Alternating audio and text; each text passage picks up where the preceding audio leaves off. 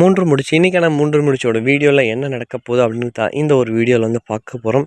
எங்கள் சூர்யாவும் நந்தினியும் பார்த்தீங்கன்னாக்கா நைட்டு செம்ம ரொமான்ஸில் இருந்தாங்க இல்லையா? ஸோ அது எல்லாமே கடைசியில் வந்து இங்கே நந்தினி இல்லவே இல்லை அப்படின்ற மாதிரி சொல்லிட்டாங்க. சார் நான் வந்து இங்கே வரவே இல்லை சார், நீங்கள் என்ன சார் உளறிட்டீங்க அப்படின்ற மாதிரி வந்து பேசுகிறாங்க. நம்ம சூர்யாவுக்கு ஒன்றுமே புரியல.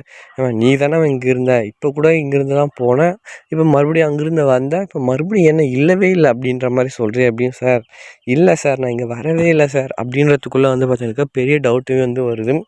ஆனாலும் பார்த்தீங்கன்னாக்கா இது ஒருவேளை வேறு யாராச்சும் இருப்பாங்களா அப்படின்ற மாதிரி ஒரு கோணத்தெல்லாம் அவங்க யோசிக்கவே இல்லை. ஸோ இப்போ வந்து பார்த்தீங்கன்னாக்கா நம்ம சூர்யா சாருக்கு வந்து பார்த்தீங்கன்னாக்கா ரொம்பவே குழப்பமாக இருக்குது. என்னடா நடந்திருக்கும், ஒருவேளை வேறு யாரா வந்தால் நம்ம ரூமுக்கு, இல்லை நம்ம தான் போதையில் ஏதாச்சும் பண்ணிகிட்ருக்கோமா அப்படின்னு சொல்லிட்டு அவருக்கு ஒன்றுமே புரியவே இல்லை.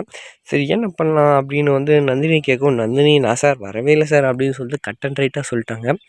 அப்போ வந்து ஒருவேளை இங்கே வேறு யாராவது வந்திருப்பாங்களோ, நம்ம போதையில் வேறு ஏதாச்சும் செஞ்சுருப்போமோ அப்படின்ற டவுட்டுக்குமே வந்து பார்த்தீங்கன்னாக்கா இங்கே வந்து நம்ம சூர்யா வந்து வந்துட்டாங்க. ஆனால் நடந்தது என்னமோ உண்மை தான், ஆனால் அது எதுவுமே நடக்காத மாதிரி வந்து பார்த்தீங்கன்னாக்கா இங்கே வந்து நம்ம நந்தினி செஞ்ச வேலை தான் கொஞ்சம் டிஃப்ரெண்ட்டாக தெரியுது. அது எதுக்காக பண்ணாங்க, ஏதுக்கு பண்ணாங்க அப்படின்றத நம்ம வரப்போகிற எபிசோடில் பார்க்கலாம். ஏன்னா கூட வேறு அந்த அர்ச்சனை வேறு தொல்லையை வேறு சேர்த்துக்கிட்டாங்க.